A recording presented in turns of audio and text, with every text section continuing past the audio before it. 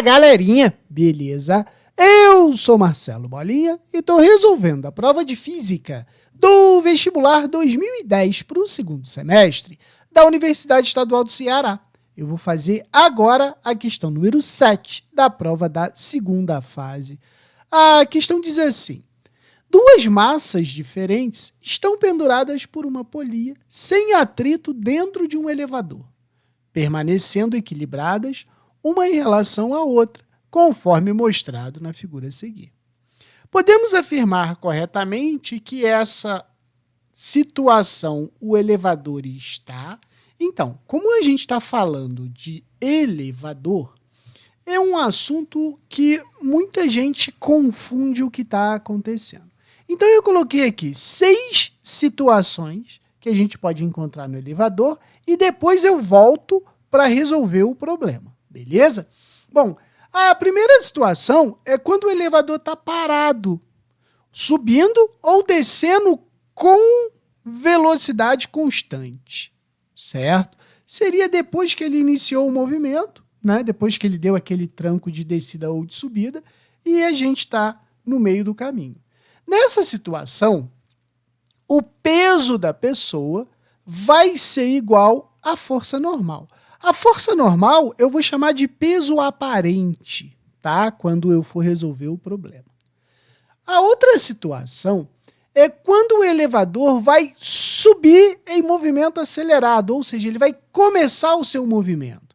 Então, a velocidade do elevador é para cima e a sua aceleração é para cima. Porém, a força da gravidade que vai atuar sobre o corpo está para baixo.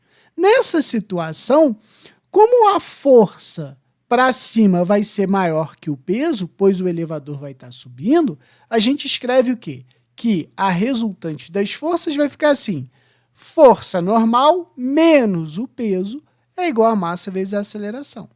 Então, eu sei que a força normal ou o peso aparente vai ser a massa do corpo, gravidade mais aceleração, beleza?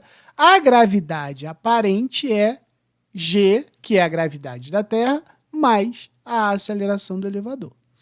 Quando o elevador está subindo em movimento retardado, ou seja, ele vai parar no andar desejado, a sua velocidade continua para cima ainda.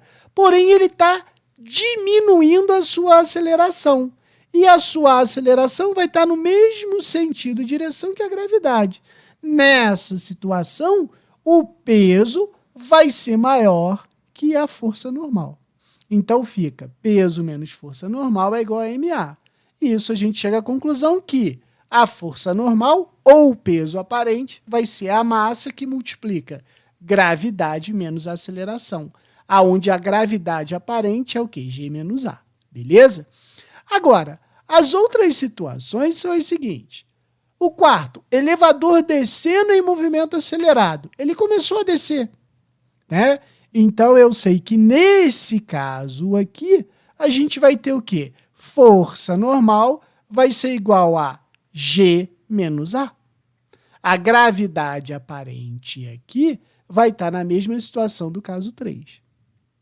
Quando o elevador está descendo em movimento retardado, ou seja, quando ele vai chegar lá embaixo, que ele vai parar, eu posso dizer o quê? Que a velocidade continua para baixo, porém ele está acelerando para cima ou desacelerando para que ele possa parar quando o movimento está para baixo. E nessa situação, a gravidade aparente é G mais A, por isso que você se sente mais pesado. O sexto caso seria quando o elevador rompe o cabo, ou seja, ele está em queda livre. Em queda livre, a gente só vai ter o quê? A soma das acelerações, né? A gente não vai ter nenhuma força para cima. E a aceleração aparente que o elevador vai tomar vai ser o quê? A força da gravidade menos a aceleração. Como a gente vai ter a aceleração da gravidade atuando sobre ele como em queda livre, o elevador não tem aceleração aparente alguma. E a força normal ou o peso aparente é nulo. Tá? Então, nessa situação aqui, a gente poderia dizer que você está flutuando dentro do elevador, né? A grosso modo falando. Mas vamos lá. O problema ele quer saber em qual dessas situações aqui a gente vai ter as peças, né, os corpos, em equilíbrio em relação uma à outra. Né? Então, o que eu posso dizer? A primeira coisa que ele falou aqui são massas diferentes. Então, eu posso dizer que a massa 1 é diferente da massa 2.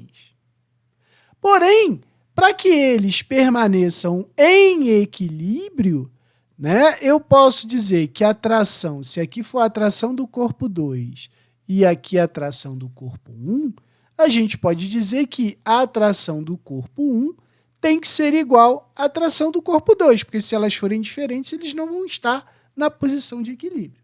Beleza? Bom, o que a gente pode ter aqui? Se a tração 1 é igual à tração 2, e a tração aqui ela tem que ser obrigatoriamente, né, igual ao peso, eu posso dizer então que o peso 1 vai ter que ser igual ao peso 2. Então, a gente sabe que M1, gravidade, é igual a M2, gravidade. Mas isso aqui não pode ser verdade, porque se as massas são diferentes, as acelerações da gravidade têm que ser diferentes. E aí eu caio na situação da gravidade aparente. Né? Para a gravidade aparente ela ser nula, ou seja, a gravidade menos a aceleração ser nula, eu tenho que dizer o quê? Que a gravidade aparente ela tem que ser nula.